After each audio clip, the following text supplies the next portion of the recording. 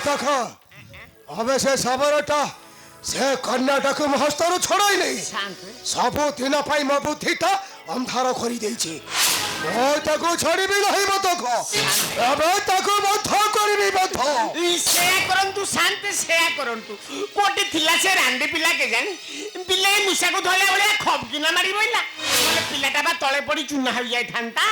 ହେଲେ ଶାନ୍ତ, ଯଦି ପିଲାଟାକୁ ଧରି ପ୍ରବେଶ ରାଜାଙ୍କ ପାଖକୁ ଆମ ଅବସ୍ଥା କ'ଣ ହବ? ଏ ବତକ ଆମେ ସେ ରାଜାଙ୍କ ନିକଟରେ ପ୍ରବେଶ ହେବା ପୂର୍ବରୁ ତା ବୁଦ୍ଧି ଭବିଷ୍ୟତଟାକୁ ଅନ୍ଧାର କରିଦେବି ରେ ବତକ। ମୋର ଧନ ପ୍ରୟୋଜନ ଧନ ଧନ ପାଇଁ ପ୍ରୟୋଜନ ହେଲେ ବଦ୍ଧ କରିବି ଶତ ଶତ ନର। ମୁଁ ଗରିବ ହୋଇ ଦଣ୍ଡେ ଦଣ୍ଡେ ହାତ ପତାଇ ଭାତ ଖାଇବାକୁ ଚାହେଁ ନାହିଁ। ନାଇଁ, ମୋ ଜମ୍ବିଳ ପଣ୍ଡ ନୁହେଁ, ମୁଁ ଗୋଟାଇ ଦସ୍ୟୁ ଅଜମ୍ବିଳ। ଆରେ ପୁଅ, ଏ ପୁଅ, ଇରେ ତୁ ସେଇ ନା ସେଦିନ ଦାଣ୍ଡେ ଦାଣ୍ଡେ ବୁଲି ମାଗୁଥିଲ ଭିକ୍ଷା? ଆରେ ତୁ ସେଇ ଅଜାମ୍ବିଳ ପଣ୍ଡା? ହଁ, ମୁଁ ସେହି ଦରିଦ୍ର ଭିକାରୀ ବ୍ରାହ୍ମଣ ଅଜମ୍ବିଳ ପଣ୍ଡ। ମୁଁ ଆଜି ସାଜିଛି ଗୋଟାଏ ଖଣ୍ଟ ଦସ୍ୟୁ ଅଜମ୍ବିଳ। ଆମ୍ଭେ ସେଦିନ ତୋହରି କରରେ ଧରାଇଥିଲୁ ଏହି ଅସ୍ତ୍ରଟାକୁ ନା।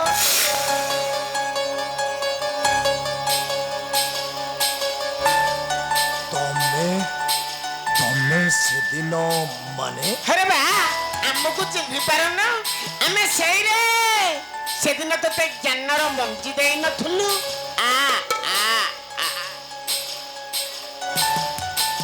ସେ ଜ୍ଞାନର ମଞ୍ଜି, ସେ ମଞ୍ଜିରୁ ଗଜା, ଗଜାରୁ ଗଛ, ଗଛରୁ କଡ଼, କଡ଼ରୁ ଫୁଲ, ସେ ଫୁଲ ପୁଣି ଫଳ ହେଲାଣି, ସେ ଫଳ ପାଚିବାକୁ ବସିଲାଣି, ଆମେ ଜାଣିପାରିଲୁନି। ଆମେ ସେଇରେ ସେଦିନ ତତେ କହିନଥିଲୁ ଫିଙ୍ଗି ଦିଅ ଭିକ୍ଷା ଚୁଲି, ଧର ଅସ୍ତ୍ର, ମାର ମଣିଷ, କର ଧନ ଅର୍ଜନ, ହୁଅ ଧନୀ ମହାଧନୀ। ଆମେ ସେଇ ମଞ୍ଜିରେ ବତକ ଶାନ୍ତ। ଆରେ ଅପେକ୍ଷା କାହିଁକି? ଶାନ୍ତ ବା, ଆରେ ସେ ଧନ ଗଣ୍ଠିଲିଟାକୁ ନେଇ ଆସ। ଆରେ ଦିଅ, ଆରେ ଅଜମ୍ବିଳକୁ ଦିଅ।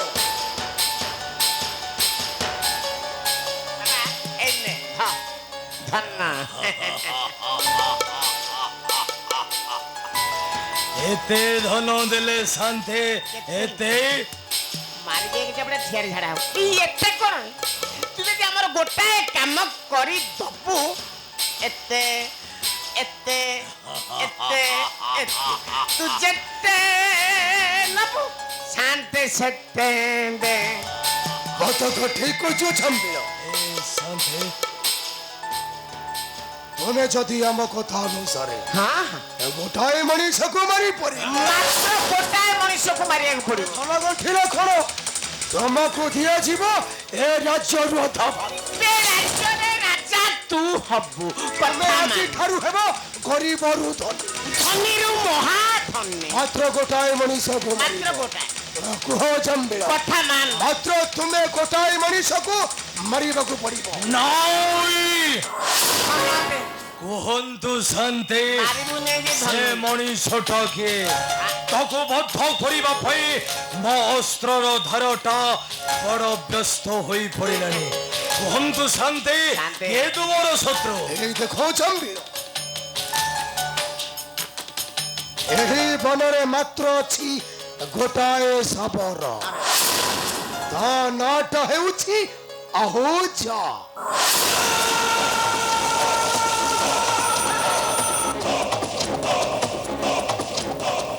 ଅପେକ୍ଷା କର ଶବର, ଯାଉଛି ତୋର କାଳ ଜମ ଏ ଦସ୍ୟୁ ଅଜମ୍ବିଳ। ଅଜମ୍ବିଳ ମାରି ଚାଲ, ଧ୍ୱଂସ କରିଦେ ଶବର ପରିବାର। ବହି ଖଣ୍ଟ ଅଜମ୍ବିଳ, ଦୟା ମୋର ନାହିଁ।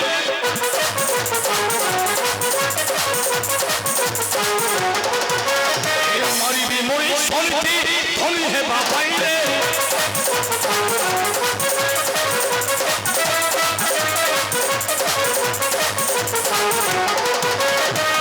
ଅପେକ୍ଷା କର ଶବର,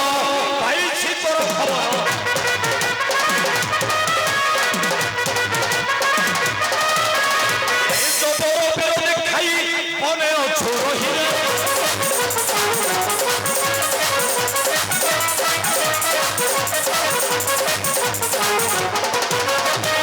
আজি ঘুরাই বিকাল মহিরতে মহাকাল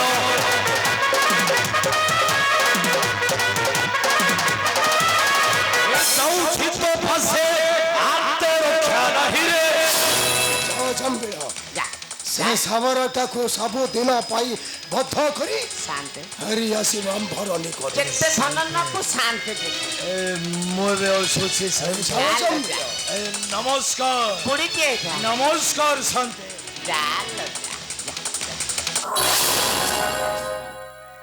ମୁଁ ଅଜମ୍ବିଳ ବଣ୍ଡ ନୁହେଁ ମୁଁ ଗୋଟାଏ ଦୋଷୀ ଅଜମ୍ବିଳ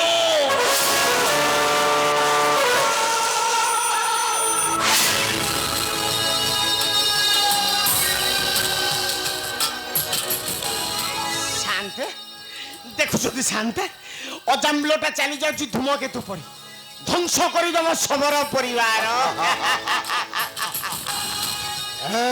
ବତକ ଏ ଏ ଆମେ ଆଜି ଠାରୁ ପ୍ରବେଶୀ ଯେ ସାବରପଲ୍ଲୀରେ ଶାନ୍ତ ବଦ୍ଧ କରିବା ରଜକନ୍ୟା ସାଗରିକା ତାପରେ ସେ ସବରଣୀକୁ ଧରି ଆଣି ବସେଇବି ବେଦିରେ ତା ସହିତ ମୋର ହବ ବାହାଘର ହବ ମୋର ବାହାଘର ହବ ମୋର ବାହାଘର ହେବି ମୁଁ ବର ହବ ମୋର ବାହାଘର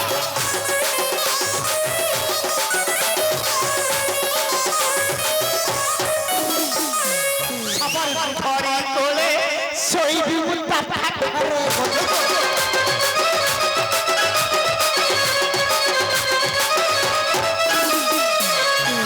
କେତେ ପିଲା ପିଲି ହେବେ ମୋ ପିଲା ତ ମୁଁ ବଡ ବାପା ନା ମଉସା ଡାକିଲି ବତକ କେତେ ପିଲା ପିଲି ହେବେ ବାପା ଡାକିଲ ହବ ମୋର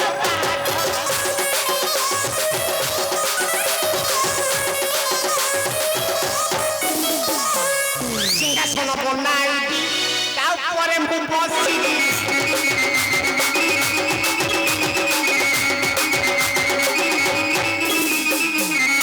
ରାଣୀ ହେବ ସବରୁଣୀ ରାଣୀ ହେବ ସବରୁଣୀ ଆତେ ସତ୍ୟର ହବ ମୋର ଶାନ୍ତି ମତେ ମାଇଲେ ବତକ ଏ ଏ ଆମେ ଆଜି ଠାରୁ ରାଣୀହଂସପୁର ଠାରେ ଘଟିବ ଅନ୍ଧ ରାତ୍ରିର ଠିକ ଟାଳ ଅନ୍ଧ